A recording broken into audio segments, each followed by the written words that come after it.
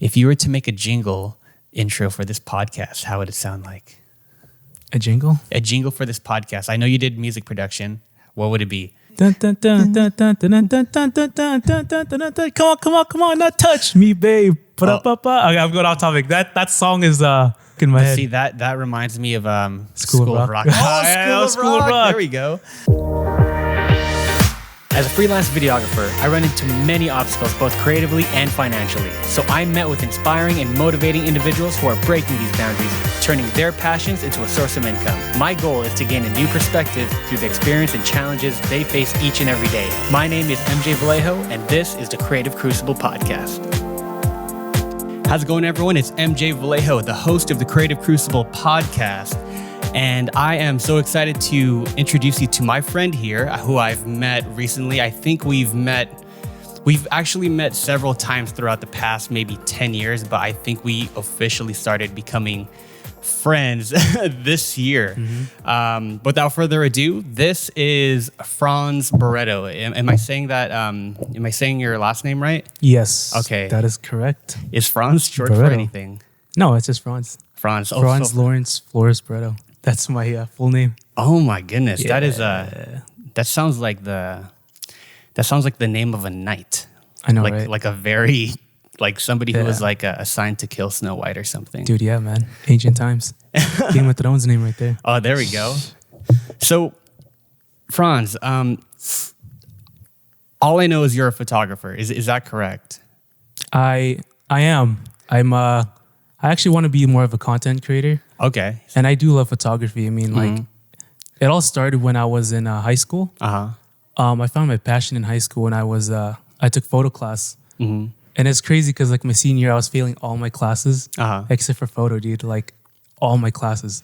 I had like A, F, F, D, D, F. In my junior year, I had Mr. Danielson. I gotta give props to him for getting me started. What high school is this? This was Milpitas High. Oh, Milpitas High. Mr. Danielson? Mr. Danielson. Shout out Mr. Danielson. Shout Please, out, man. I hope you're watching. I was always intrigued by like a device that could capture something. Like something that could capture, like it freeze time, like a camera. And I took photo class. I think I accidentally got into it, or I got assigned to that class. I didn't even mean to just sign up for it.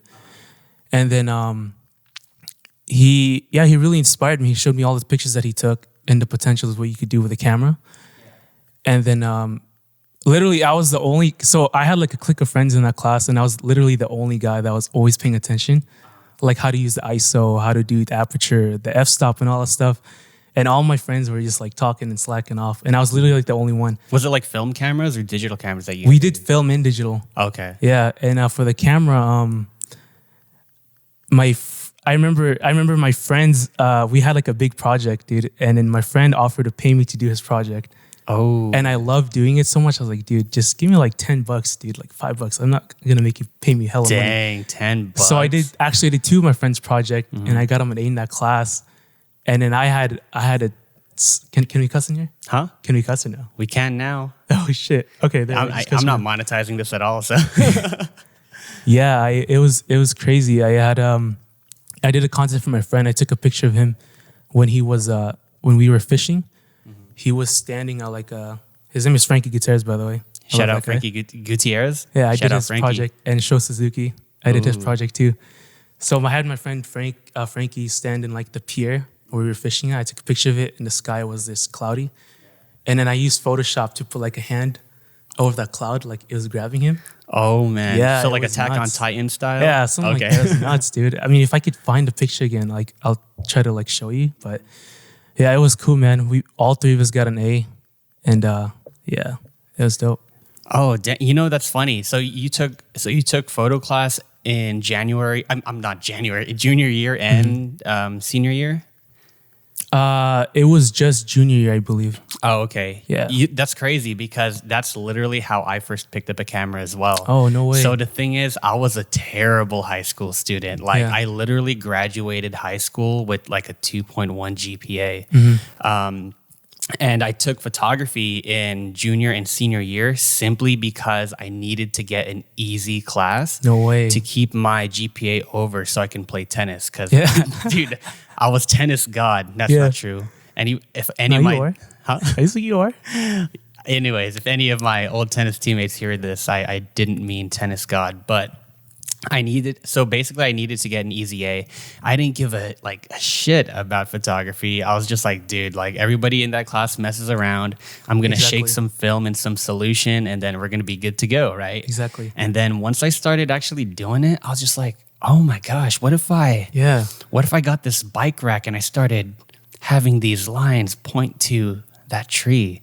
Dude. That might be kind of tight. So then, and it wasn't even like a film camera. Before we did film cameras, it was a pinhole camera. Did you guys ever do that? No, I've never had a. So basically, you create like this box out of cardboard, and then you put film in there, and then you poke a little hole on the outside of the box, and then you put like a little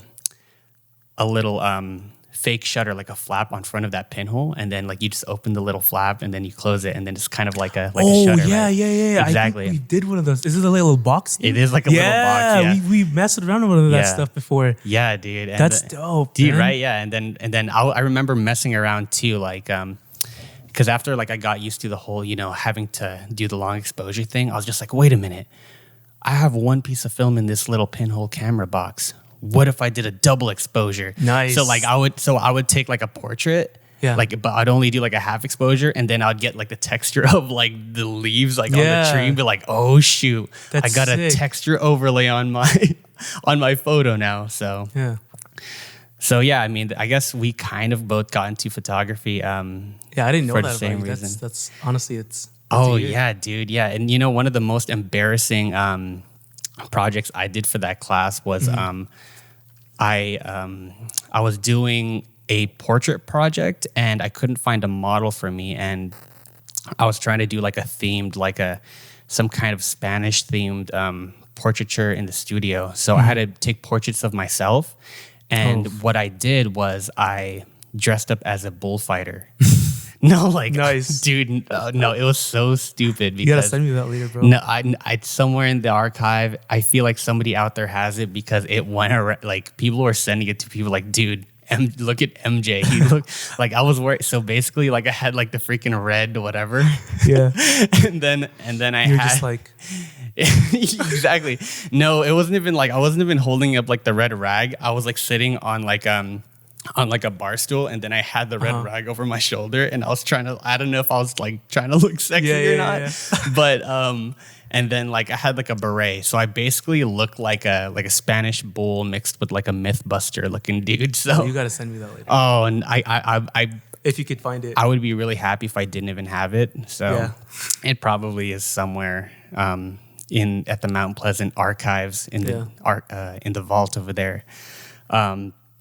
So yeah, you've been into photography since high school, and then I remember when we first met, you were actually shooting prom photos. Yeah, that was the humble beginnings right there, bro. So like, were you always into portraits, or like were you? So this is the thing. I started off. I did do portraits first, and then I got into street photography. I would go around San Francisco, Mission Street, and just take pictures of people. And eventually, I made an Instagram, and that's where like the portraiture stuff came in, like models and stuff. I shot a couple people. It was more for fun though. It wasn't like I wasn't hired or anything. And I started following these pages that really led me to inspiration, like Art of Visuals, Ali M. Taylor. What else is there? Potato Unit. I hope he's still out there. He hasn't been shooting for a while. Potato Unit was awesome. Who else is there? There was a lot of people that really inspired me to start doing, to kind of like where my tone is at now and how my picture looks. It's all like, it's from all where inspiration came from back then, Like mine used to be high fade. That was my thing. High fade? High fade, dude. What's high fade? High fade, like you put all the blacks out, so it just looks like a faded picture. Oh. Now I look back at it, I was like, dude, this is ugly. This is horrible. But I mean, you got to start somewhere, right? I didn't delete any of those pictures, because if you go through my Instagram, just go all the way down, you'll see what I mean by high fade. Oh, everybody needs to go through those archives. Don't delete it yet. I'm not going to delete it. It's going to be there forever. I mean, it's just, it makes you look back at how my pictures were before. And it's always good. What's your Instagram, by the way? Destination Franz. Destination Franz. At Destination Ooh. Franz. Damn. Follow you, boy. On Instagram. Yeah, I definitely got to hit you. I'm just kidding. I already follow you. I'm not going to lie to the audience. So, what was the first camera you owned?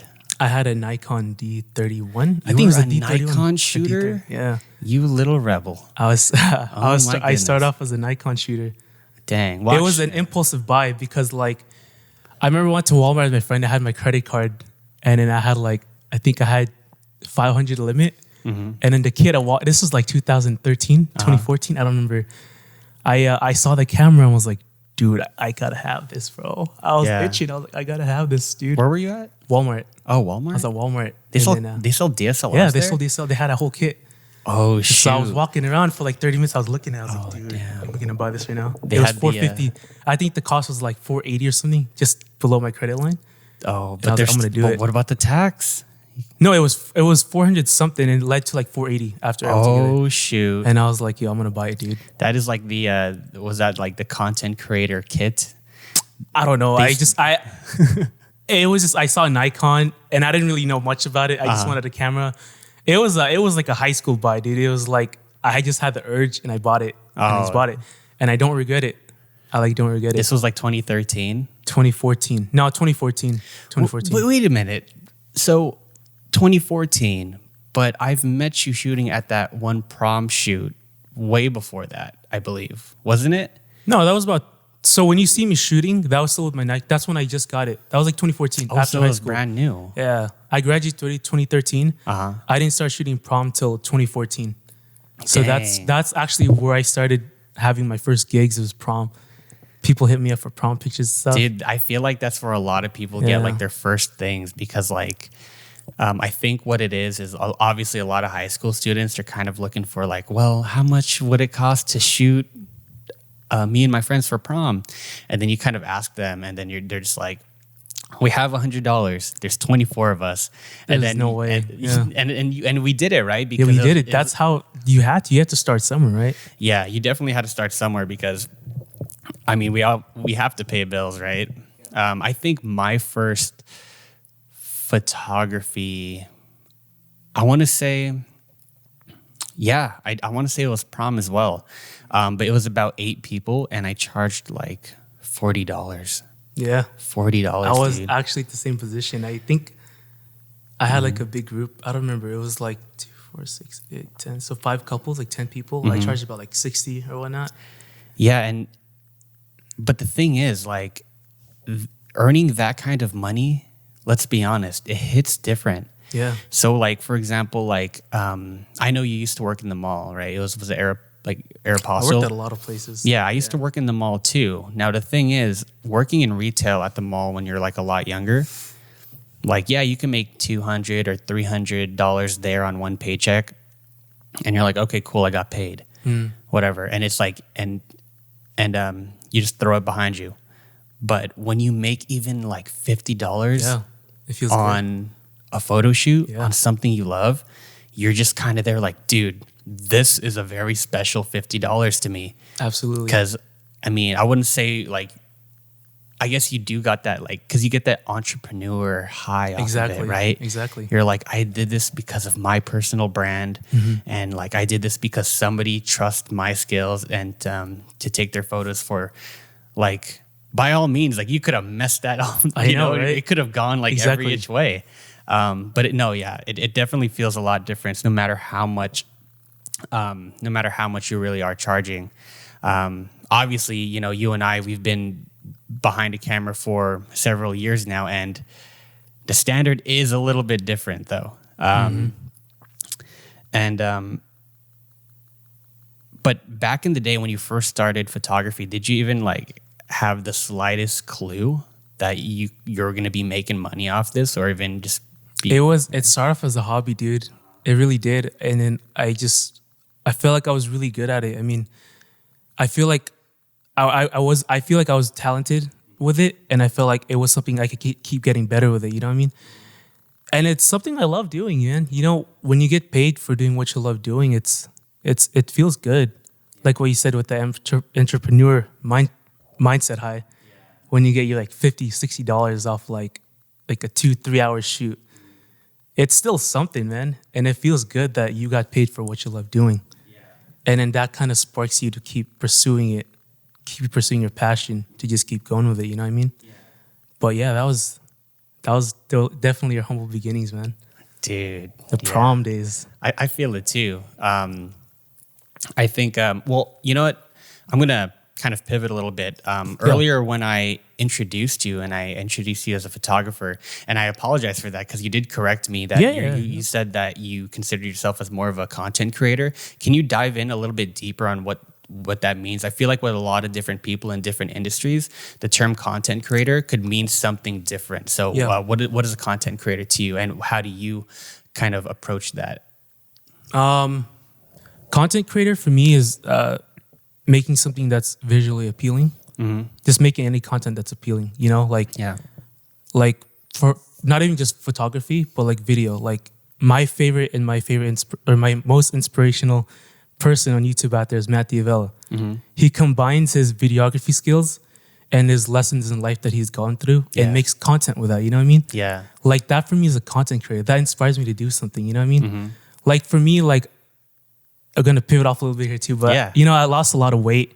And I wanted to make like a Matt Diavella style film. And like, you know, it's just the fear of what people are going to think about me, the approval. And then, you know, I'm just going to try to go for it, you know? Like, that's the hardest thing as influencers or whatever you want to call it, is like the approval of people, the likes that you get. Just make it the content that you want to do, you know what I mean? Yeah. Like Matt Diavella is so good, man. Like he'll combine his B-rolls and him talking by himself, and he'll film by himself too. He doesn't even have a team. Yeah. And he'll make something great out of it while kind of teaching you like just wisdom and lessons in life. You know what I mean? Yeah. I feel like with the wisdoms and like lessons I've achieved with like weight loss, I could definitely try to do something like that. So for me, something like that is what content creating is too, you know what I mean? And photography could be content creating. But yeah, I would just call myself a visual artist or content creator. Okay. Yeah. Sweet. That's the best way I would. Okay. So you did mention your weight loss. I mean, I have been following your weight loss journey on, and I'm a little bit familiar with it, but I kind of do want to talk about it, and hopefully you can shed some, if you're okay with shedding some light on it as well. So it almost seems that your work ethic for your content creation is very similar to your weight loss journey as well. I see a very good balance between the two. So, I mean, were you always like, how would I say this, husky, like growing up throughout your life, and what made you want to like make this sudden change for yourself?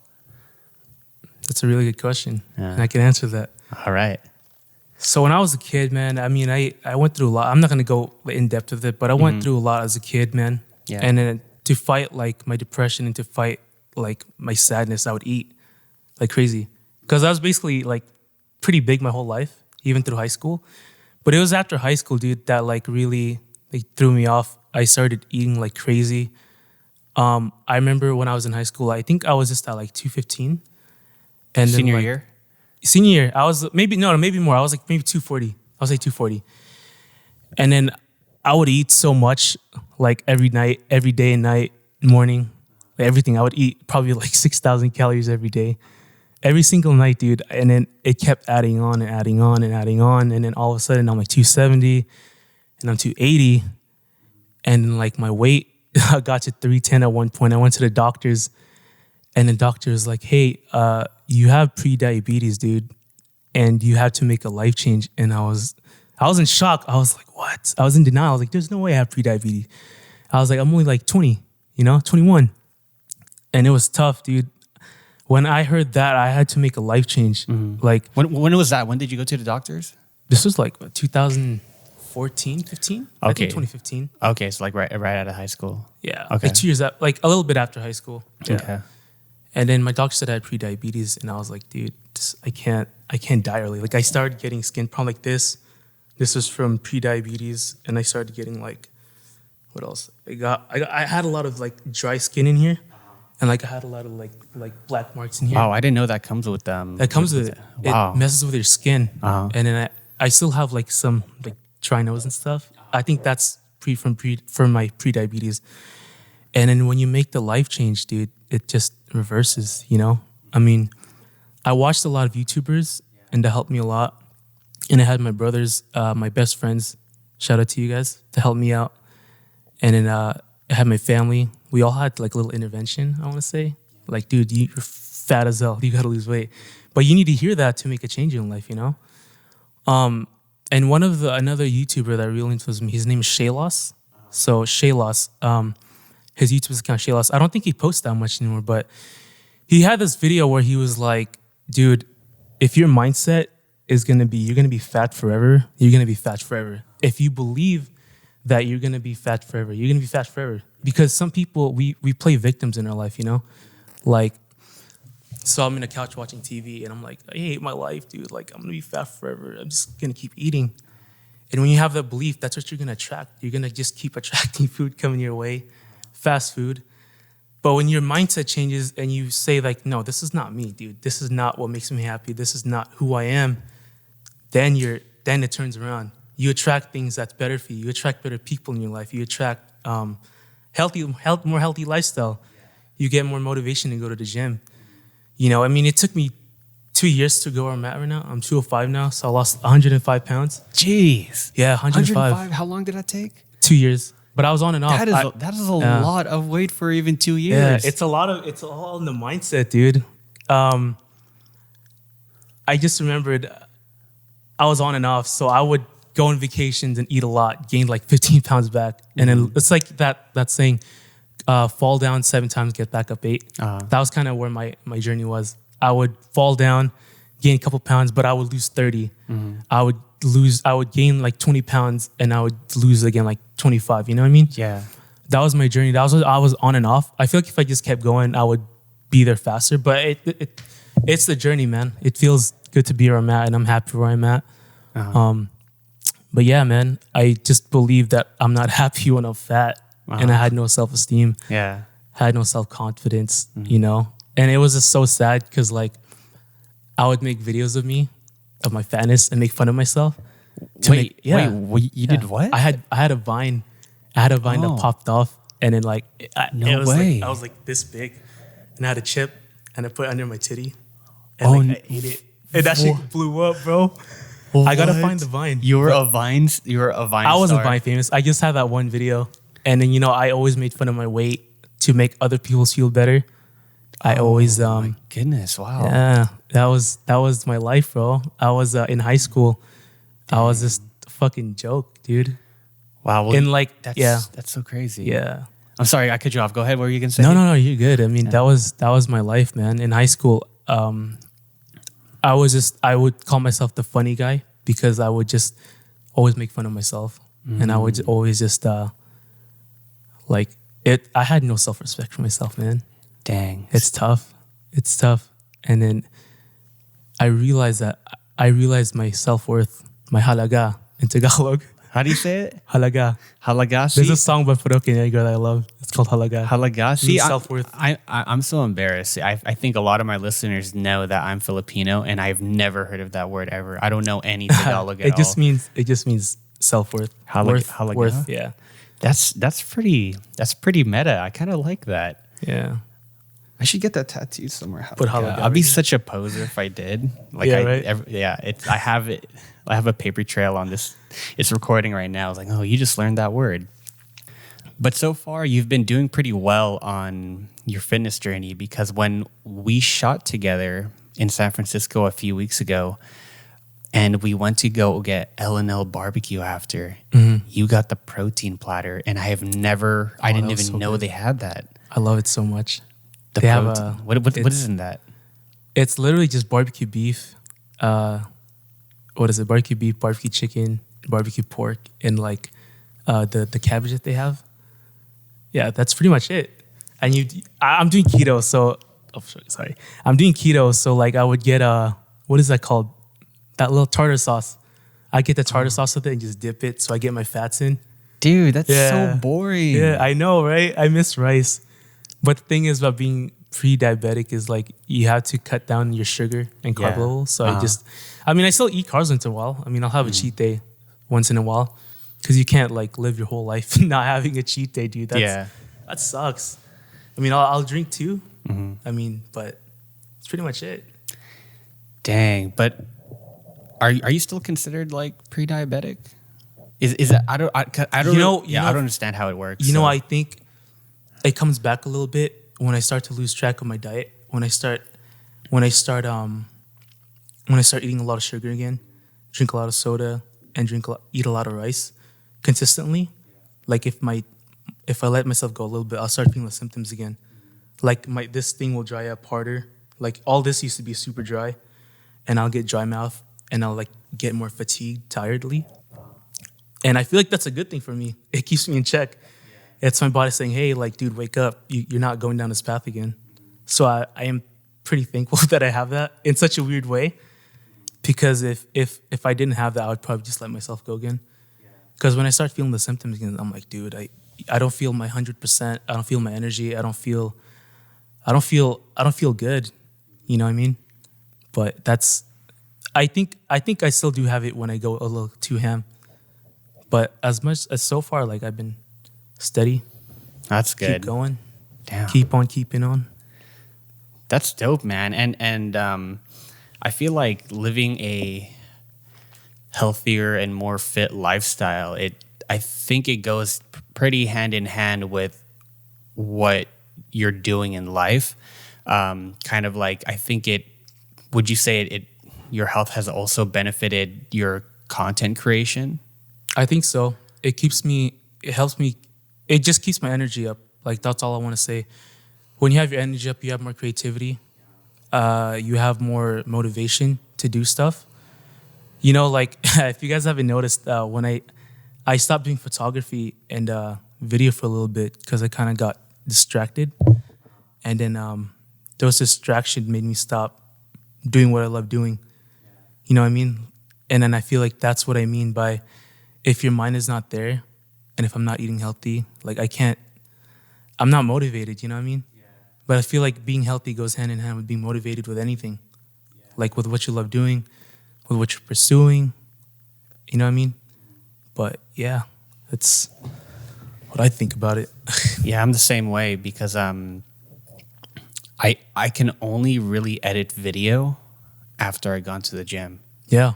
Like there you go. Because for whatever reason, if I just wake up and I immediately start editing, or I come home from work and hop on the computer, I'm just like, no, I can't do this. I'm just like I'll just start like doing dumb stuff that makes no progress. I'll start color grading clips on the timeline, and they're just throwing on the timeline.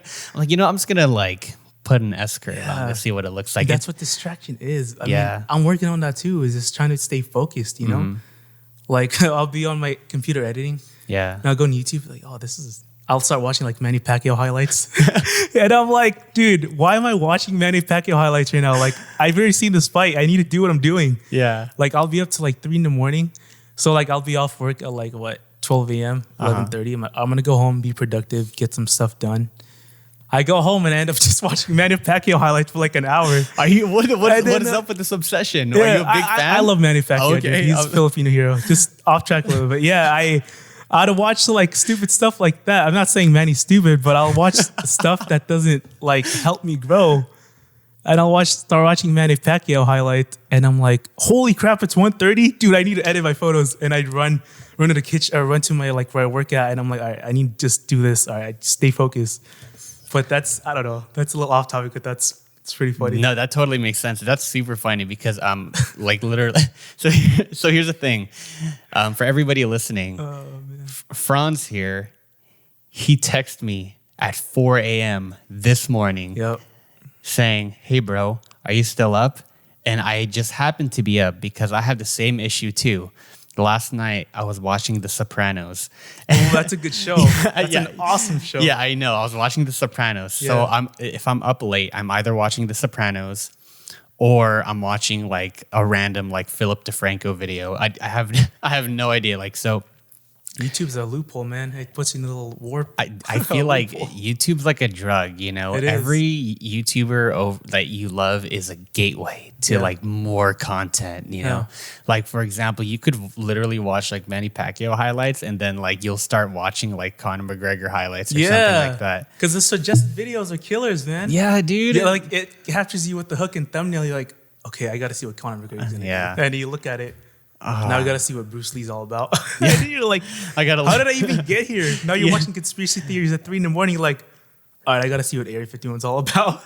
Oh yeah. And you're like, how did I even get here, man? The raid happened like 2 days ago. Yeah. What did they call it? Storm Area 51? Yeah, I didn't really follow that, but I heard about it. There were people actually showed up, and there were like Naruto running like towards it apparently. Yeah. Or how do you say? I don't want to offend, or I haven't watched Naruto in so long. It's Naruto?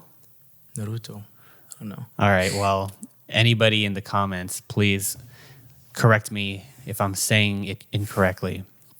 Oh my gosh, we got off topic. Okay. So I'm just gonna like start a new topic now. Nah, you that's what it's all about, man. You just let it flow. Yeah. So your Instagram handle is Destination Franz.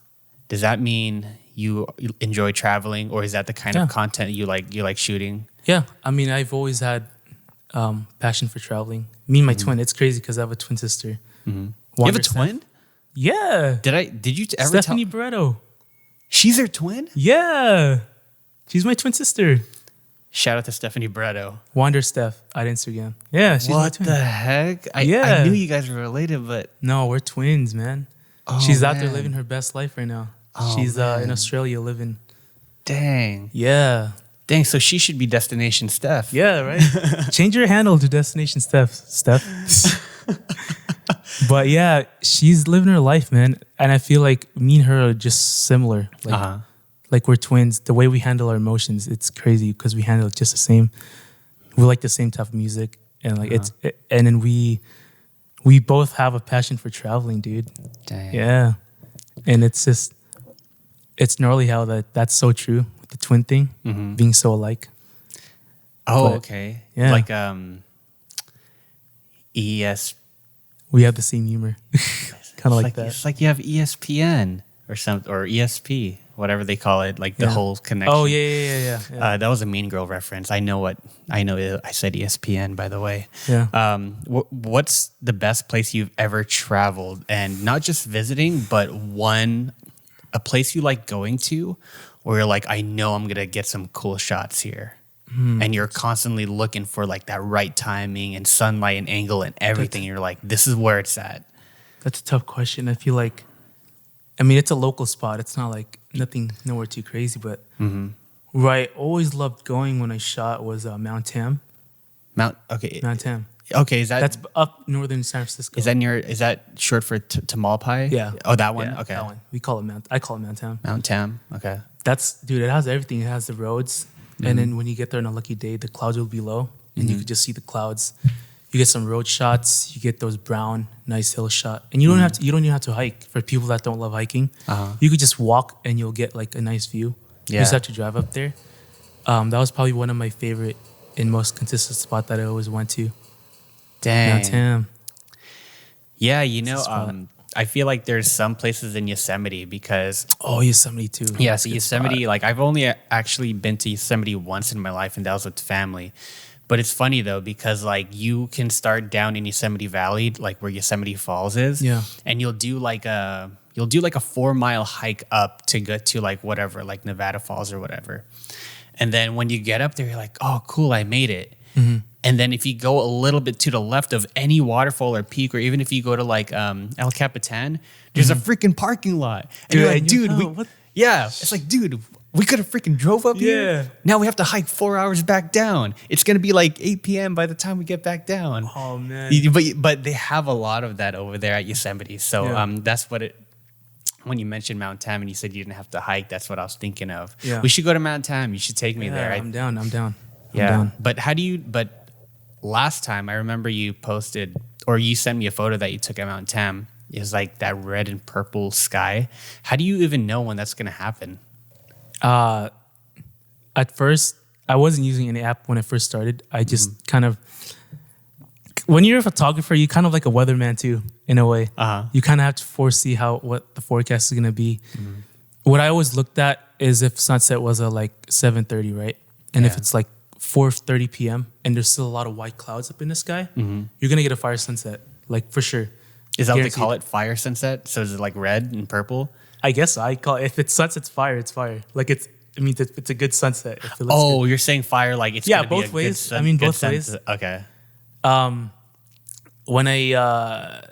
When I see like a white clouds at 3 hours before sunset, maybe even 2, you know what the sunset's gonna be nice for sure. Yeah. So what I'll do is, all right, I'm gonna go on a last minute trip, and I'm gonna see if it's still cloudy in Santa Cruz. If it's cloudy there, I'm gonna drive there, find a sweet spot for the sunset, and then shoot that, and then just get some pictures in. But now, I mean, I use this app called TPE. The photographer's FB. I can't pronounce it, dude. FB something. Just look up TPE and you'll find it. You pay like I think $15, and then the Skyfire you pay like $10 every 3 months. It's like a cheat code, man. It's called Skyfire inside the app, and it basically tells you what the forecast for the sunset is going to look like. For the sunrise. Yeah. Sunrise, it's hard to catch and know when it's going to be good because it's dark, so you can't really see the clouds. But yeah, I use TPE now when I want to shoot, get some nice sunsets in. Oh, okay. Is it similar to that Milky Way app that you showed me? Yeah, it's the same thing. Okay. TPE has like the Milky Way too, the augmented reality stuff. Oh, okay. You know what really freaked me out that one time was when you and I went out and shot together for the first time. We went to Shark Fin's Cove, and I think it was the first Milky Way of the season, and you wanted to do some astrophotography. Before I continue the story, I do want to give a shout out to Roel. Roel Vista. Roel Vista. That's my guy right there. Ken? Brother Ken. Brother Ken. Was there anybody else with us? It was just us 4. Oh, it was? Okay. Yeah. Brother Ken and Roel Vista, man. Those guys are really cool. So basically what happened was, to the audience listening, I went out at around 1, 2 a.m. to go do some astrophotography with 3 dudes I didn't know because I barely knew all of you guys at the time. Yeah. To set up my tripod right next to a windy cliff where these 3 guys I didn't know could have easily just pushed me. Yeah. So yeah. Thanks for trusting us, man. Yeah, absolutely. Great idea. I don't recommend ever doing that unless you do your research about these people. I ran a background check on you, by the way. No, I didn't. But I don't blame you. Yeah, but it was really cool though. It was really fun to do. And surprisingly, when we went out there for Shark Fin's Cove, we saw a random dude out there, another photographer. Yeah. I was like, wow. That's I didn't the homie. know. I don't know who that is, but shout out to that guy. Yeah, that dude. He was he had his own little app too to check out that Milky Way. So I didn't know that landscape or adventure travel photographers were that down. Yeah. Because I'm definitely not one of those, and that's what you guys do, huh? I've shot by myself so many times. Like just if no one's down to shoot, if I'm just in the mood to make some work, make some content, or take some pictures. I'll just go to I went to Mount Tam by myself like a month ago. That was fun. Dang. So yeah, sometimes it's nice to just go by yourself, but it's scary because you don't know who's gonna be out there now. You got to bring a little pocket knife with you. Yeah, that's what I usually do. In case some people are just sus and do something. Yeah, that's true. But I mean, have you ever been close to a situation like that? Because I mean, if you really think about it, it's like, I'm going to go to Mount Tam, I'm going to see a fire sunset, and if I see a photographer, I'm going to jack his stuff. That's the trifecta. That's a good Saturday for me. Yeah. You know what's crazy? I went to go shoot with Ruel. You were talking about my friend David Ma. His IG is David Mama. Is he a photographer as well? He's a photographer too. We went to go to Martins Beach. And then they were going to go shoot. They went somewhere else. They separated from me and my friend Jeff at Premier on Insta. Me and Jeff went to go. We stayed down, and Roel and Dave went up to go to get some drone shots. I was walking up to find them, and I see Roel and David running to us. He was like, yo. They were making something. He was like, what's good? What's up, man? What's up? And like, go. So we were walking. I was like, okay, what's going on? And they're like, dude, these 2 guys, we're literally just following us. And we had to just turn around. and we're hella happy we saw you guys because they were still following us. And I was like, yo, that's scary, dude. There was these two dudes. Oh, okay. So you said you were at Martin's Beach. So you guys were kind of like out there alone. It was just us four at the time, and it was getting kind of dark for sunset. Yeah. And then it was after we finished shooting, I went up to go try to find them, and they were at some hidden spot, and I see them walking. I ran to them. I was like, yo, I'm right here. And then they're running, or they're power walking, and they're like making signals like, just keep going this way, go this way. So we went, and like, what's good? And it's like, dude, these two guys are following us, bro. And I think they were about to jack us. And I was like, what? Yeah, and that's when I learned my lesson to always bring something with you just in case. Like something goes down. That's freaking scary. Yeah. And especially like, because I know you're getting more into video as well with your work. There's a lot more elements in video, you know? Sometimes you gotta carry around 2 cameras, and you have like audio equipment and like tripods everywhere and lights and light stands, and you're just like me, I have like a little wagon that I carry around all my stuff with, and it's scary because sometimes I'll be shooting in San Francisco, and then more recently, I was hauling all of my gear through through Market Street. And, you know, I mean, I'm not saying that homeless people are dangerous, just sometimes like... They could be. Yeah, well, I guess they could, but like sometimes like you'll just be like walking a corner, and then like out of nowhere, like you'll just hear a homeless guy behind you just go, blah, blah, blah. like bro, like why are you yelling? It's crazy because I was in San Francisco. This was a long time ago. I went up to SF with my friend Adrian, and then this homeless chick was tripping, bro. She was tripping. She was like yelling at us, like doing some crazy stuff. And we were just trying to get some food at McDonald's. We were trying to go down, but this lady wasn't like letting us let down because she was being hella a sketch. Yeah. So we saw her walk. I was like, I think we should be good. She gets a rock and throws it at my friend's windshield, dude. What? Yeah, and then like he got like a little crack, and my friend was like, "Oh my god," he was pissed. And we're like, "What are we gonna do? Sue her?" But there's no way we could sue this lady or try to get our money back. We gotta just dip and get out of here. Yeah. And we were pissed because we couldn't do anything. I was like, there's no way we could try to get our money for the windshield. There's just no way. But it is just a funny experience because like she turned around and threw like a little rock and it made a crack in his windshield. Oh, yeah, that's the worst, man. Shady. Damn. Shady homeless people. Shady McGray. Shady McGray. Not hating on them, but that if you're homeless and mind your own business, cool. But if you're homeless and you just fuck with other people for no reason, like, come on, dude. Please, just leave us alone. Just leave me alone. So in your content creating journey, have you met any other influencers or people along the way that maybe I know or anyone who's kind of like making a name for themselves, maybe like locally? Absolutely. I got to give one props to David Nguyen. His Insta at David. And this guy is like one of the most talented dudes, like in video, dude. He's crazy. We started off taking pictures together, and we kind of just met, and we kind of just became homies. And then through Instagram, that's why I love Instagram. So this guy, me and him started shooting way back in like 2015, and he kept pursuing, man. He loved what he was doing. Like he was on his grind. I mean, more grind. He was on his grind, dude. He was grinding. He had the talent. All he had to do was try to get himself out there, you know? It's just knowing that you could do it and finding the network. And one time we were going to see Illenium together. This is when Illenium wasn't even that big, dude. He was still playing at Santa Cruz. Oh, this is before he came out. At the Catalyst? Yeah, this is before he came out with, I don't know, what's his latest big song? Is it Feel Good? I don't know, Feel Good, yeah. Like something Feel Good. This is before he came out with big songs. This is when he had his first album. He emailed them and said, "Hey, I really love your music. Like, can I shoot for you?" And I think Illenium was just coming up at the time. And then David just caught him at the right time, dude. And then now he's shooting for Illenium. He's getting flown out by Illenium all the time now. Whoa, yeah, he shot for them at New York in Madison Square Garden. That's a big deal, bro. Good job, David. Dude, yeah. Shout out to David. Yeah, that's pretty. Stuff, that's bro. actually pretty dope. Yeah.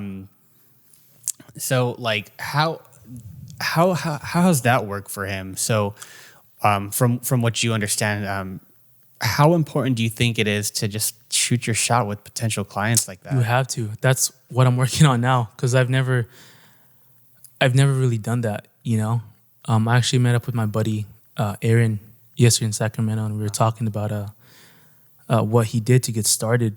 His story was he left Iceland. He came back from an Iceland trip, had to move to Sacramento with no money. He sold all his gear. He had nothing, bro. He just had his phone, and he hit up some local places. He started off at a coffee shop, and he was like, "Hey, like, let me make some content for you guys, and I promise it'll be good." And then he made some content for them, some free stuff first, and they liked it. All he had was his phone, man. That's all he had, Lightroom and phone. Oh yeah, Lightroom mobile. Yeah, Lightroom. And then they paid him, so he was getting that money. And then he eventually saved enough money to get a Nikon. Oh no, he was borrowing his work. So he started working at a church, and he was doing part-time, and they had a Nikon D3300. The D series. Yeah. And then he had that to make content for like local businesses, and it was fire. It was nice. Dang, that's the Costco camera kit that you can get nowadays. Yeah. Yeah, and then he now he's doing it full time, man. He's living his dream. Lives in Sacramento. He's his own boss. You know, that's super inspiring, dude. Yeah. Yeah, I mean, I feel it's so cool, like especially in the content creating community, whether you're a photographer, videographer, or even like graphic designer, any digital artist. One of the best parts on top of just working for yourself is the community. Mm-hmm. I feel like there's so many stories out there that you hear and that inspire and motivate you to keep pushing in your own personal journey as well. Because I'm sure your friend Aaron, he went out to Iceland to do what he loved, right? Yeah, exactly. He went. The whole reason why he went there is to go take photos or what he takes photos or whatever he does, and it was very risky. But I feel like that was an amazing decision because because when he came back to United States, he had to force himself into the mindset that like I gotta grind this out now. You know what's even crazier? He quit his job in Iceland. While he was in Iceland? I think he called and said, "Hey, I don't want to work there anymore." Whoa. I guess he had a calling. I didn't really go too far with it, but he had a calling. He's like, "Dude, I'm out. I'm out. I'm gonna just start from zero. I'm gonna be in Sacramento. Like I'm out. I'm gonna try to do what I'm gonna do." That's a big risk. That's a really big risk, and he made it happen. That's very. That's why pursue your dreams, man. Pursue what you love doing. Because so this guy named Gary Vee, very inspiring. Just do what you want to do, man. Just do it. No, just kidding. That's a horrible Gary Vee impersonation. That's a really good one. Yeah, Gary Vee. Gary Vee was like, this is one of the quotes that really inspired me. He said, "Would you rather have a job that's safe? Maybe you can make like $150K a year as like a doctor, or something, and you hate it. You got to see people die. You got to take big risks. You don't see families much, or be a lawyer, freaking defending people that are guilty, not doing what you love doing, not just because you're doing it for the money, versus just making like 60, 70K a year, doing what you love, having balance in your life. You know what I mean? That's one of the things that really pushed me. I'd rather be happy doing what I love doing, just making like 70, 60K a year, living my life, than making a crap ton of money where you can't even use that money. You know what I mean? Where like literally you don't have time with your family, you don't have time with your friends, you don't have a life, dude. If you love doing it, that's cool. Do it. Like if you love money and if you love your job, just do it. I'm not telling anybody to not do what you love doing. But if you're doing something that you hate, dude, like why would you even do it? Like why are you even doing it? If you have, like, this sounds so corny, but you have one life, dude. I mean, like you have one human life. I don't know where you're gonna be next when you die, but you have this human life, and then you have to take advantage of it. And I don't want to be a hypocrite, but that I'm working on it. That's something I'm very well working on it right now. Is to just live my life and be happy with what I'm doing. Make money off photography. You know what I mean? Live, just do what I love doing and be doing my passion. Kind of said it a little bit there, but yes, you know what I mean? Yeah, I like that a lot. And you make a really good point with that. And I think that's what the whole point of me creating this podcast was about, because we listen to a lot of motivating and inspirational podcasts, right? And then they're always saying like, oh, just go out there and do it. Look at this guy, he did this, right? But we're always hearing these podcasts of people who made it.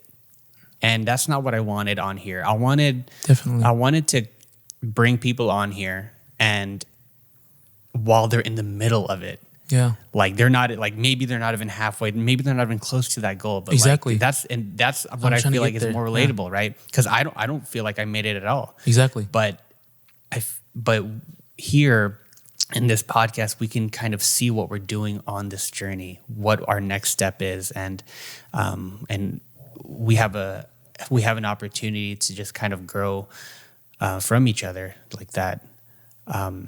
So with that being said, we're kind of ending the time that we have here a little bit, but I do want to close this out strong by asking you something. Let's say I'm 18 years old. I'm right out of high school, right?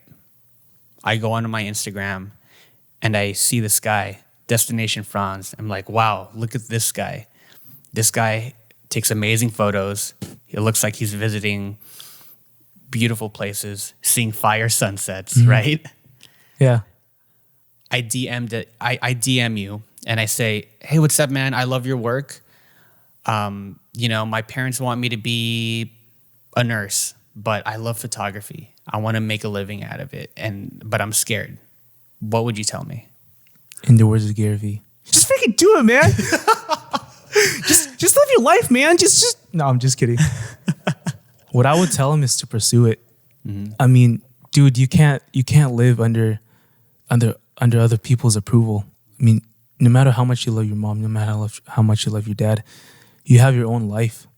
You have to take care of yourself, dude. And if your parents don't support what you love doing, dude, like, sorry, dude, like, you got to do what's good for you, you know? Even though you're trying to make your parents happy, but you're not happy, I'd rather be the one that's happy. Not in a bad way. Hopefully I can help my parents grow and help them or let them support me sometime in my life. But they do, but I'm saying for this kid, I would just tell him to do what you want to do, bro. If you want to be a photographer, if you want to be a videographer, pursue it. You have YouTube to like tell you what to do, to help you. You have like your friends to support you, just get support and find a way to just make it happen. Like literally just find a way to make it happen. And what I feel like in life, if you just keep doing what you love doing, if you're your true self, everything will just fall apart. Or not fall apart. Everything will fall in place. There we go. Everything will fall in place, dude. That's the universe code right there. If you're living your life and you're your authentic self, everything will just fall in place slowly. Like everything, like me, when I got distracted with like food and all that stuff, I wasn't myself. But when I started doing what I love doing again, opportunities come, opportunities knock, and it all just aligns. Yeah. You know what I mean? Everything just aligns. Everything what you want to do in life, anything that'll make you happy, just do it. Yeah, and basically what I got from that is something like if you want to get into content creating, you could learn it by yourself. You can go onto YouTube University. I know we hear it a lot. But from what I've heard, you mentioned a handful of friends. Get in touch with your community. Yep. It's super important, right? You mentioned Aaron, David. We mentioned Broel, Vista, and Brother Ken. Like getting into here's the thing. A lot of people on social media, Instagrams, you're going to meet a lot of assholes out there. There's a lot of people who are super, super competitive and they want to rival you, and they're going to be like, oh, you're copying this guy and that guy. But in the beginning of this podcast, we mentioned that, you liked Matt Davella, and whoa, what the heck was that? Anyways, and the thing is, like, even for me, when I first started out, when I first owned my first camera, I was watching a lot of Peter McKinnon. Oh yeah, and I was watching a lot of Peter. Awesome. Yeah, he's dope. I was watching a lot of Peter McKinnon and what's his name? Play the Game Films. That Daniel Schiffer. There's the Daniel Schiffer guy. Yeah. So, and a lot of your work and your style of creation when you first start out, it's just like your favorite parts of the people who inspire you. So like I used to like push up that clarity slider on Lightroom and make everything look super gritty. I used to do that all the time. Oh my gosh, I still do 100 clarity. 100 clarity. 100 clarity. Now they have the texture slider in Lightroom and you're just like making everyone just look super like texture. Ugh. I used to do 100 clarity, bro. It was horrible. Crush those blacks in Lightroom. But yeah, so yeah, get in touch with your community because there's a lot more people who are out there and willing to help you out and guide you through your journey. And you're going to meet about 10% of those who are just like, yeah, I'm only thinking about myself. And that's okay. Because in any industry, you're going to find people like that. Was there anything else? Yeah, there was one more last thing I want to say. I was that guy that you're talking about. I was that arrogant asshole, that piece of shit that was better than everybody. And if you're like that, you're not going to go anywhere. You have to humble yourself down, man. Because I remember when I was on the top of my peak, I felt like I was a shit. I was getting featured everywhere, art of visuals. I started working on art of visuals. You let your ego get to your head. And you kind of forget why you're doing this in the first place. And I got humbled down when the algorithm went out and then like everything when Instagram just changed and, I wasn't getting as much engagement as anymore. And I realized like, damn, like, that made me not want to shoot anymore. And it was hard to kind of get back out there. Because I remember I stopped shooting for a while. I just stopped posting. And then when I tried to get back in the game, it was different. I was humbled. I was like, man, like I can't believe I was that piece of crap that was better than everybody else, Now I just want to shoot with people, dude. Like, I don't care how many followers you have. I don't care if you want to shoot. Like, let's freaking shoot, I was so humbled down. But at that moment, man, like, if I looked at myself like 2015, I would tell myself, stop being a fucking douchebag. Stop being a fucking arrogant piece of shit. Stop thinking that you're better than everybody else. Because everyone's still people are still learning, and like we're not here to be the fucking best and try to be like one up another. We're a community. We're trying to help each other grow, and we're trying to help each other get good. You know what I mean? Yeah, absolutely. Like, dude, I was. No, you're absolutely right. We are here to grow together as a community, especially like in the digital arts community, because the thing is, if you really think about it, this industry, digital arts, it's still a maturing community where it's so young and new, where when people inquire with us, they still don't have an idea of what's a normal price to pay. Versus like if you like, for example, if you go to the doctor or whatever and you get like maybe like a checkup, depending on your insurance or whatever, and they tell you, oh, it's going to be like $60, and you accept it, right? Because whatever, healthcare has been around for years.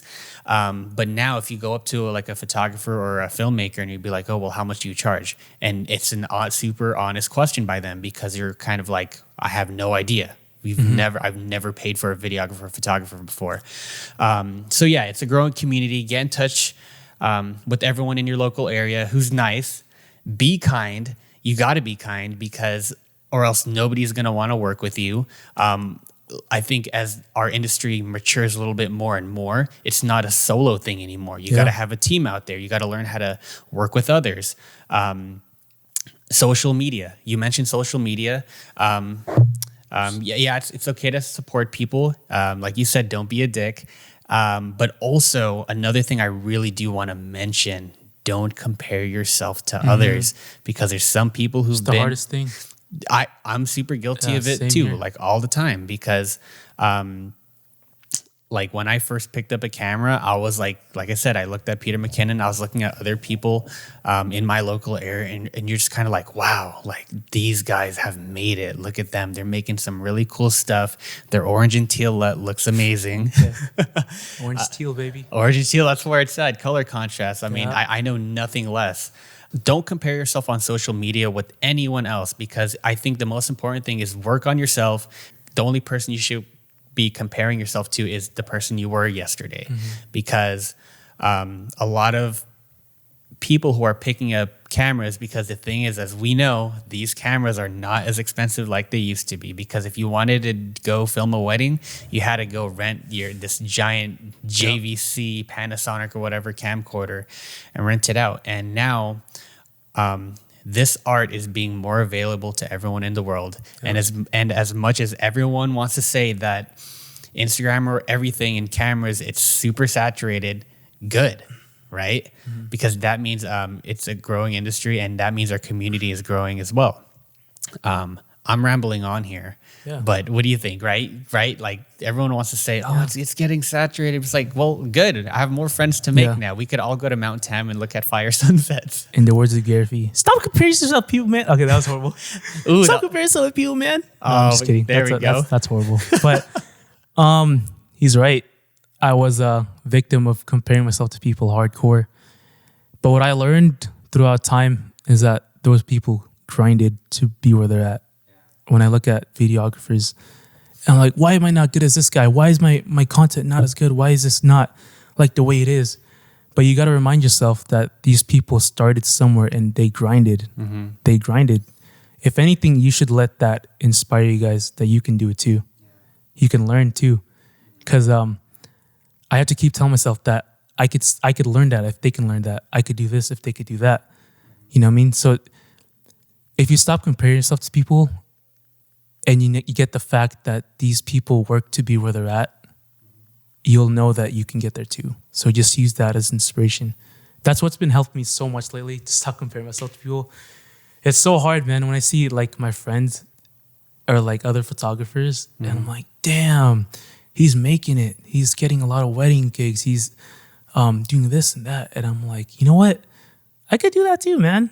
I could very well do that. I don't know why I'm tripping right now. I let that fuel me, you know? I let all that fuel me. But yeah, that's my last advice to people that compares themselves to people. Well, thank you so much for being here, Franz. I really appreciate it. I mean, I'm going to shake your hand later when you leave the studio, but for camera purposes, we're going to do it now. No, I really appreciate you coming You're on, welcome, man. dude. I'm happy to be here, bro. And if you like this podcast episode, feel free to hit the like button or give me a good rating on iTunes. I am on iTunes and Spotify. We got some more guests coming for you in the next 2 weeks. We got people in the beauty industry, and I believe more filmmakers or photographers or content creators. So stay tuned. Peace.